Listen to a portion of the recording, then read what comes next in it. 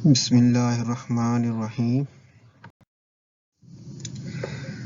Dear students, today we are going to discuss Horner Wadsworth Emmons reaction, its mechanism and its applications. The basic things in today's lecture, we will discuss the introduction to this reaction, discussion of the different reacting species, the bases used in this reaction, the solvents employed for the reaction, mechanism of the reaction overall, and also we will discuss the step-by-step mechanism, and in the end we shall discuss the synthetic applications of this reaction in organic synthesis. Horner Wadsworth Emmons reaction basically is started its history from Wittig reaction. Wittig was the first person to which converted aldehydes and ketones into alkene. He used phosphorus gylide to convert aldehydes and ketones into alkene. Horner modified Wittig reaction by using phosphonates instead of phosphorus gylide for the conversion of aldehydes or ketones into alkene. In 1959, Horner modified Wittig reaction. In 1961, Wadsworth and Emmons also worked on this reaction. Therefore, overall, this reaction called Horner Wadsworth Emmons reaction. The two reactants involved in this reaction are phosphonates and aldehydes or ketones. And the condition for this reaction to occur includes the presence of a base. Base basically is used to remove a proton for the commencement of this reaction. Overall, this reaction is used for olefination or for the preparation of olefins from aldehydes or ketones. You can see the overall reaction in which a phosphonate is converted into corresponding alkene by using sodium hydride and an aldehyde. First, we talk about the phosphonates, one of the reactants of this reaction. These are organo-phosphorus compounds, and these are derived from phosphonic acids. Here you can see the structure of phosphonic acid. Phosphorus is directly attached to 3 oxygen, 2 with single bonded and 1 double bonded, and fifth bond of phosphorus is fulfilled by an organic group. Therefore, they are known as organo-phosphorus compounds. Phosphonic acids is in acidic form when it is converted into its ester form.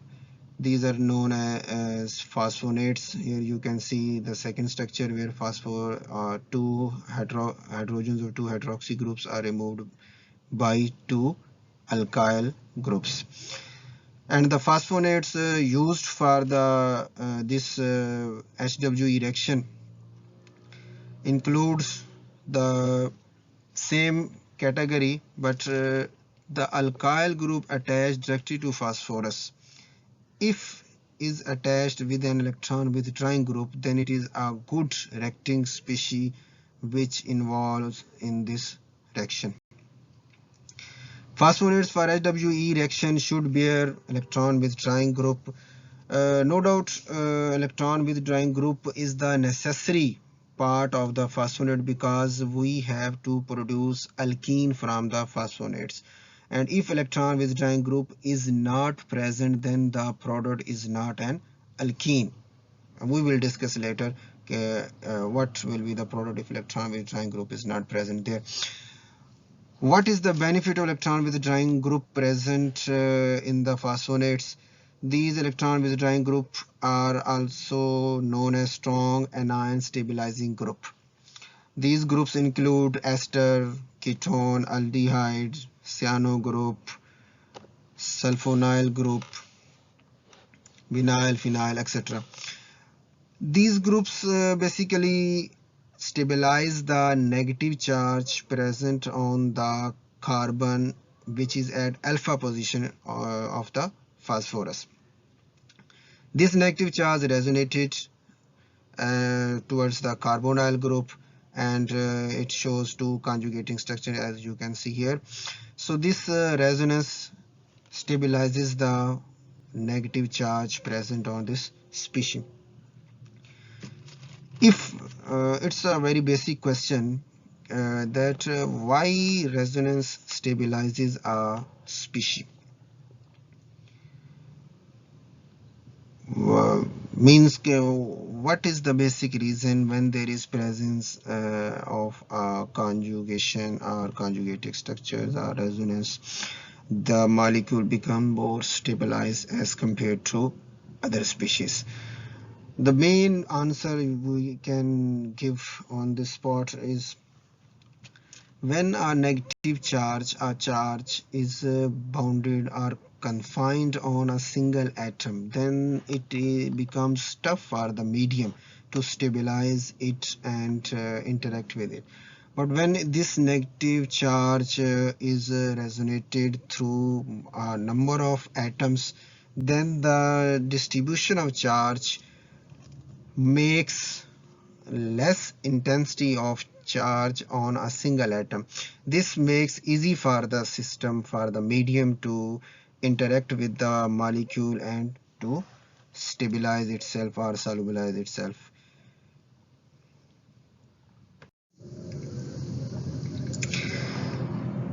Now we discuss if electron withdrawing group is not present in the phosphonate, then what will happen to the reaction. The phosphonates having electron withdrawing group are easily converted into their anion form by removing a proton, because two electron withdrawing groups easily make easy for the proton to be acidic, and so it is easily removed by a weak base also. But phosphonates which do not have anion stabilizing groups, then it becomes tough to remove a proton from this alpha carbon. Although P double bond O group is electron withdrawing and it has some effect on it. Therefore, we can remove the proton from this alpha carbon by using strong bases like an alkyl lithium, etc. But the second point in this reaction is that if electron withdrawing groups are not present, then our reaction stops at the hydroxy position. That elimination does not occur, or it occurs too much slow, and we are unable to get alkene, which is the basic product of this HWE reaction. But we get only hydroxy substitution. You can say beta hydroxy phosphonates, because hydroxy group is present at beta position from the P double bond O group, and we are unable to get alkene.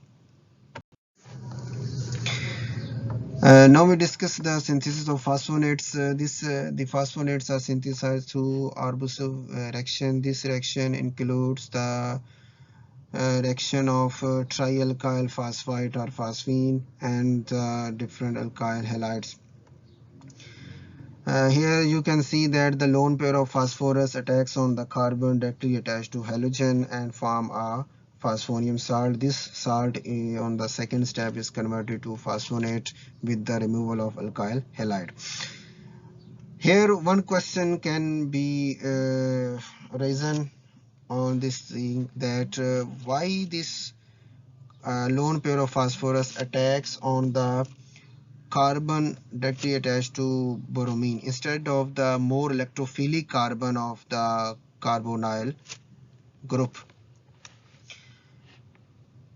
One thing that can be used to explain this reason, that the lone pair of oxygen on the methoxy group resonated towards the carbonyl and gives single bond character to this carbonyl group, and this resonance decreases the electrophilic character of this carbon. and these conjugating electrons are shielding the attack on this carbon.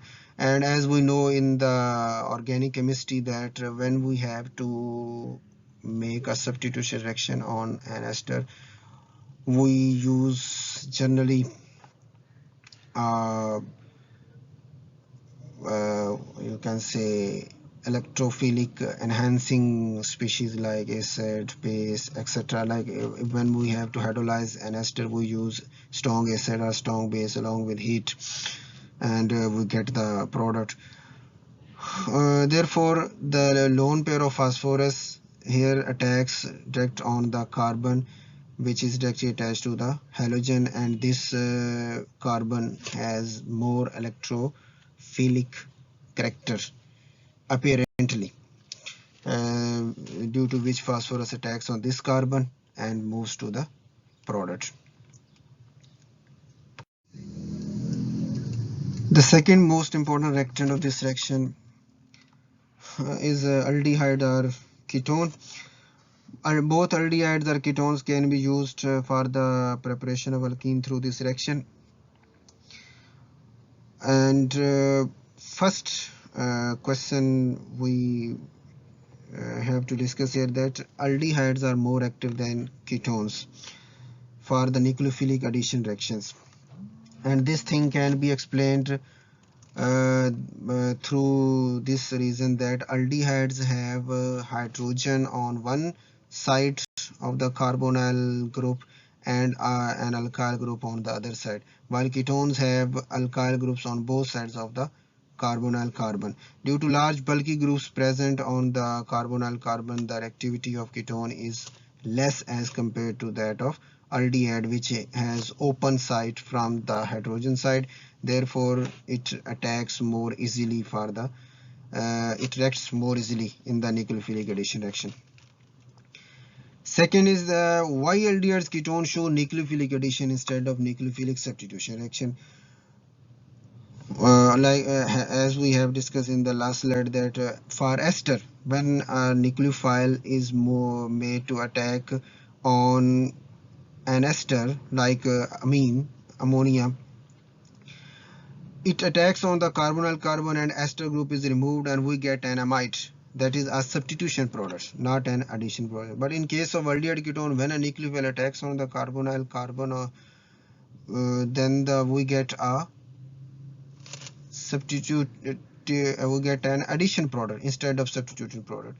This thing can be explained by this reason that there is no good leaving group attached to the aldehydes or ketones which can be easily removed and show substitution. So therefore aldehydes and ketones always go to nucleophilic addition reaction whenever a nucleophile attacks on the carbon of carbonyl group.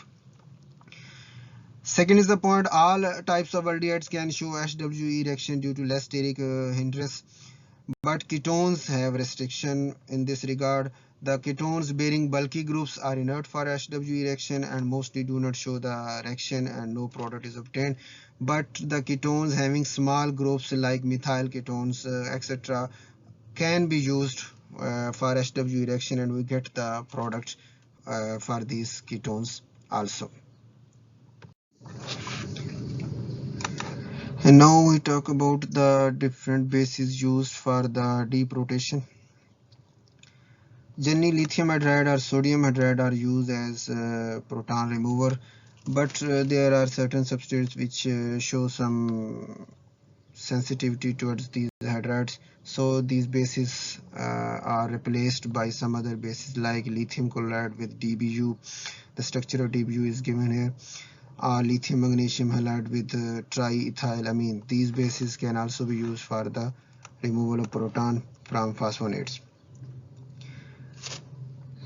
Some other weak bases like potassium carbonate or cesium carbonate have also been reported in solvent-free synthesis. Solvent-free synthesis means this is one-pot synthesis. All the reactants are in one pot without the use of a solvent, and reaction proceeds to the product.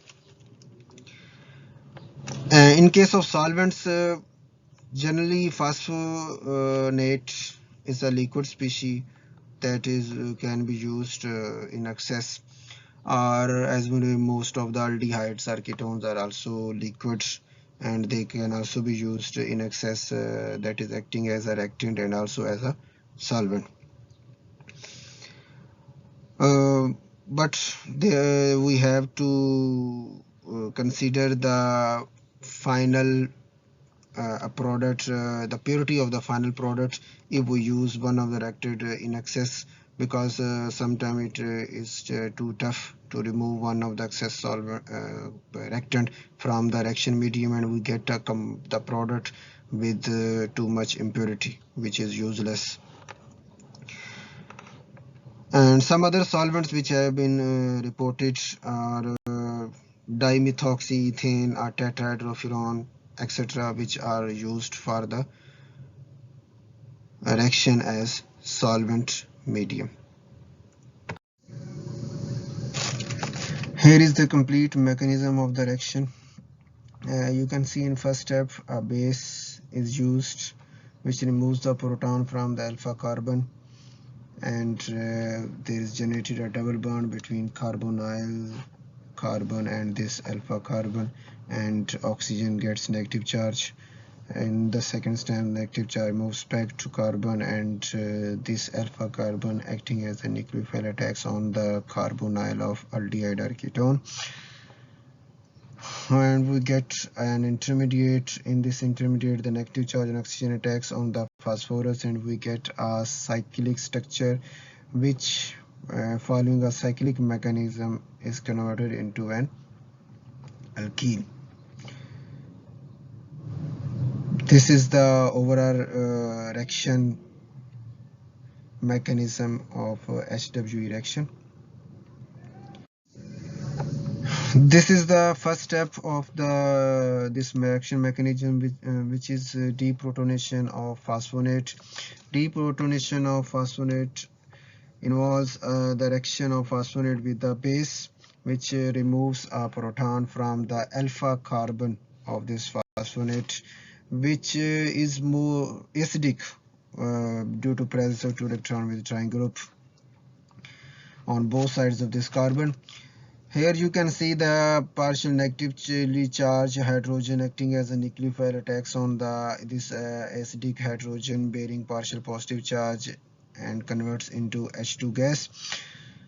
And both of sigma electrons are moved towards carbonyl, creating a double bond, and pi bond of carbonyl is broken and oxygen is converted into oxide, and the negative charge action is balanced by the lithium cation.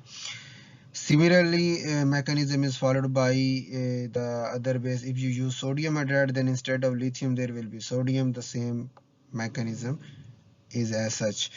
The difference between these two, here you can see the lithium hydride is shown by a single bond, and sodium hydride there is no bond. Covalent bond is shown between these two, because sodium hydride is an ionic compound which consists of ions, sodium ion and hydride ion. But lithium hydride is a covalent compound which shows a single covalent bond between lithium and hydrogen. So therefore, mechanism for both of the ions is written here. Similarly, the other bases can attack. If the base is covalently bonded, then it will move the mechanism like that of lithium hydride. And if is an ionic, like potassium carbonate, cesium carbonate, etc., then they will move like the mechanism of sodium hydride. Here is some questions. First question is, why proton of methylene is so acidic? Normally a CH bond is not acidic, but due to presence of electron with trying groups, the carbon can be partially negatively charged and hydrogen can be partially positively charged, and up to so much extent that it becomes acidic in nature. Here you can answer this question by this thing, that two electron with trying carbonyl and phosphoryl group are present, which makes this carbon, alpha carbon, more acidic nature. Second question, why double bond is created towards carbonyl and not the phosphoryl? Actually, the mechanisms have been reported in which the double bond has been moved toward carbonyl also and also towards the phosphoryl group. Both of the mechanisms are present in literature. But if we think some keenly, we come to recognize that the electrophilic nature of carbonyl is more as compared to phosphoryl group. If I compare the electronegativity of carbon and phosphorus, then the electronegativity of carbon is 2.5 and the electronegativity of phosphorus is 2.2. That is, phosphorus is slightly more electropositive as compared to carbon. Both are attached to double bonded oxygen. In this thing, both are same. But the difference is that in carbonyl group there is attached one ethoxy group, and in phosphoryl group there are attached two alkoxy group. Too much conjugation, or you can say too much donation of lone pairs from these alkoxy groups towards phosphoryl group decreases the electrophilic center, electrophilic character of phosphoryl group as compared to carbonyl group, which bears only one alkoxy group. Here is the answer. Is also written carbonyl strong electron with trying group bearing one ethoxy group. Here is the second step in which the phosphonate-stabilized carbanions produced in the last step is reacted with aldehyde. Here you can see the mechanism in which the negative charge of oxygen is moves back to carbon. The 2 electron of pi bond moves towards carbon, acting as a nucleophile. This attacks on the carbonyl carbon. Pi electron of carbonyl carbon moves towards oxygen. Oxygen gets negative charge. This minus charge is balanced by the sodium cation. Phosphonate-stabilized carbanion is strong nucleophile and less basic. This thing can be explained under this question. What is the difference between a nucleophile and a base? In case of nucleophile, we are looking at how much easily a lone pair present on an atom or group of atoms can attack on an electrophilic center. This attack can be more easily if the lone pair is less boundly attracted by the nucleus of that atom or that group of atoms.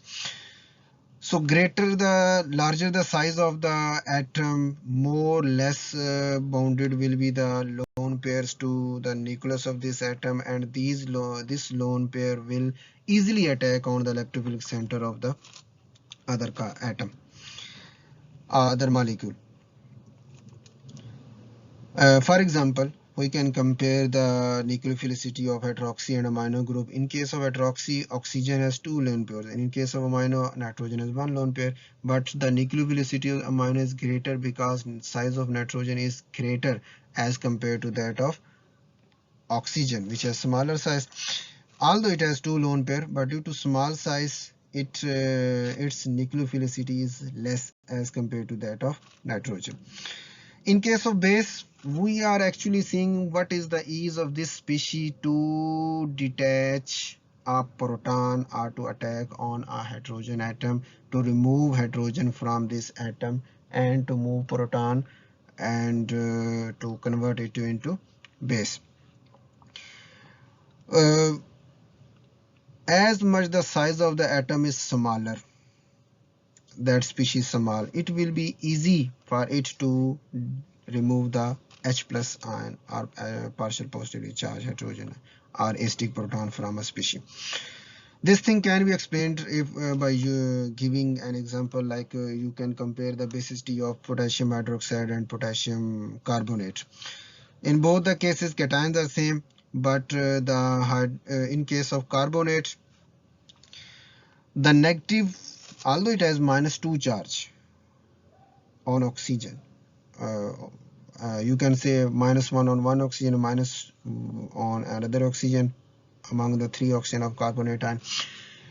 But as this charge is resonating through between these three oxygen atoms of carbonate, and due to this resonance, the intensity of negative charge is decreased on oxygen atoms, number one. Number two, the size of the anion is larger, due to which its attraction towards the removal of proton is decreased. But in case of hydroxide, the negative charge is totally bounded, totally confined on one oxygen atom, and ultimately it is smaller size as compared to that of carbonate. Therefore, the hydroxide ions are more basic as compared to carbonate ions. Another thing we can discuss here, that the potassium hydroxide or potassium carbonate, the ionic character or their solubility, but I think it is not related to this, so we omit it. This is the third step and final step of this reaction mechanism, which is olefin formation. In this, the intermediate created in the last step is rearranged in the form of this cyclic manner. Here, negative oxygen attacks on the phosphorus of phosphoryl group, and the pi electron of phosphoryl group are moved towards oxygen, and it gets negative charge, which is balanced by sodium cation, and we get a four-membered cyclic intermediate, which is broken in a concerted cyclic mechanism, that two electrons, sigma electrons present between phosphorus and alpha carbon are moved towards the phosphorus and oxygen bond, and the two electrons present between carbon and oxygen are moved towards the carbon and carbon bond, and there is double bond created in this molecule, and we get two products. One is alkene and other is a sodium salt. This sodium salt is easily removed by the water or washing, so this reaction is too much better with the point of synthetic point of view. Here we discuss the stereochemistry of the product, that whether it is Z-alkene or E-alkene. One thing is you can see here erythro kinetic adduct, and the second is threo thermodynamic adduct.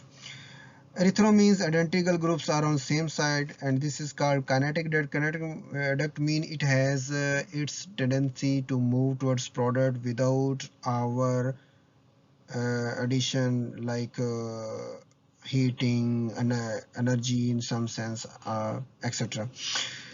And threo means identical groups or opposite sides, and thermodynamically favorable means it requires high energy or temperature. This high energy or temperature does not mean we have to move towards the temperature like 100 degrees C or 200 degrees C, etc.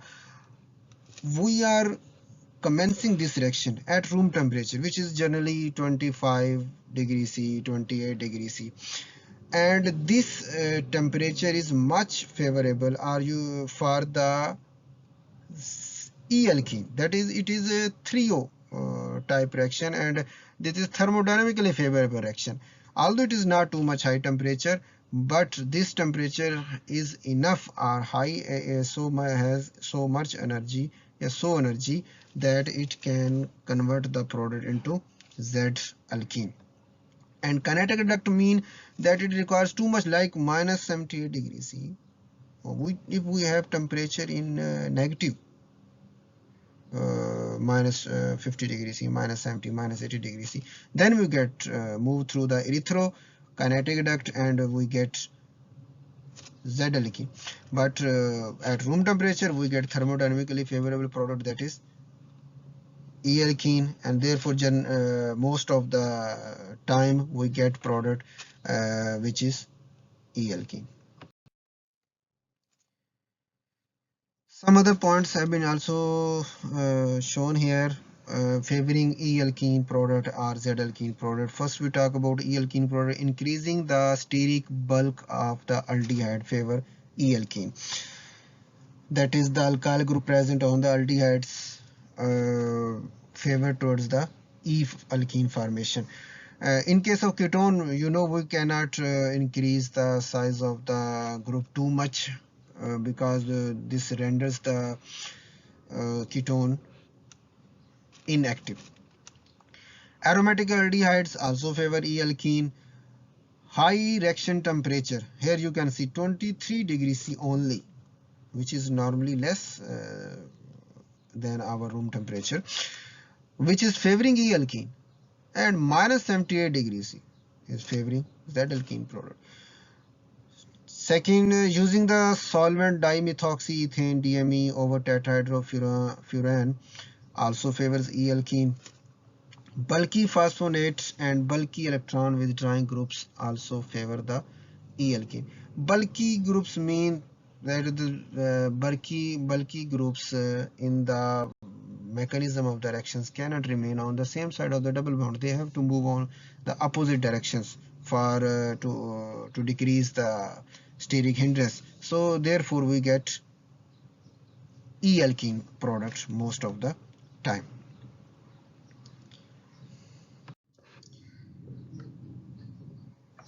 Now we talk about the conditions which give Z-alkene product.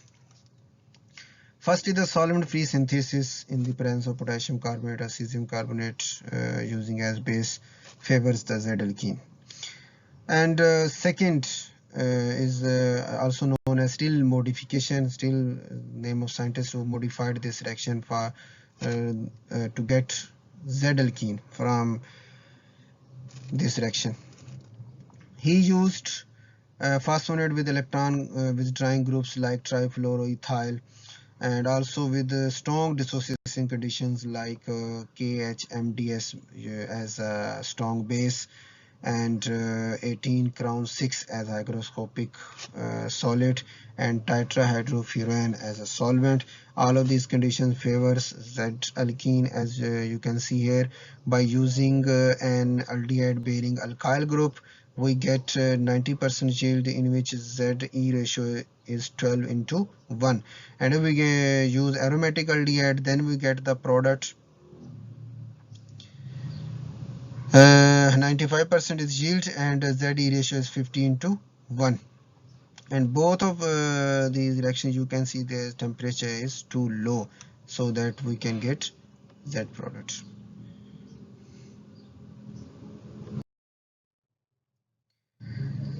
Here we are discussing the effect of electron withdrawing group phosphonates on the rate of the reaction. Electron withdrawing group on phosphonate increases the rate of reaction because it forms stabilized intermediate. Stabilized intermediate means you can see first formation of stabilized anion is fast, that negative charge on oxygen is balanced by the ketonic group present in this species.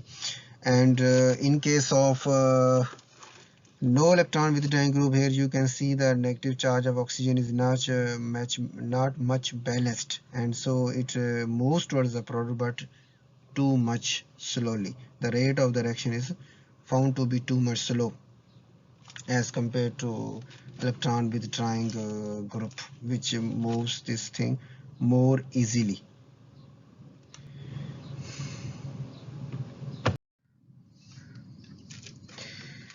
As we have discussed earlier, that HWE is the modified or modification in Wittig reaction.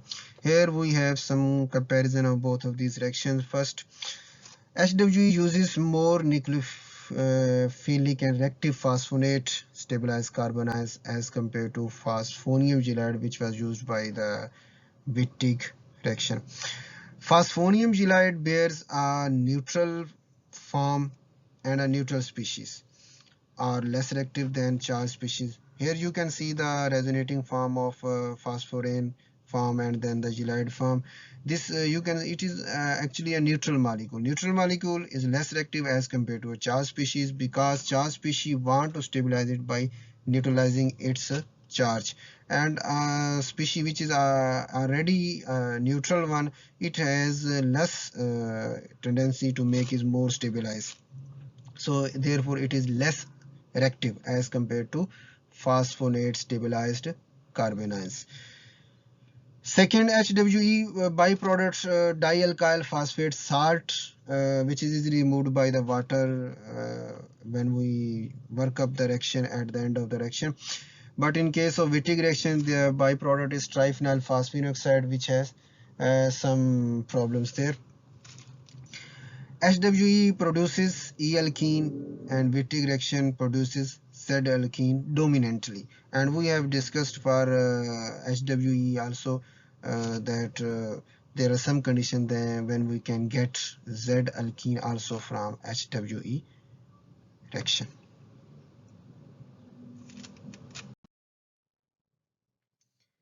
Here are some examples for HWE reaction. First example counts for the formation of alkene.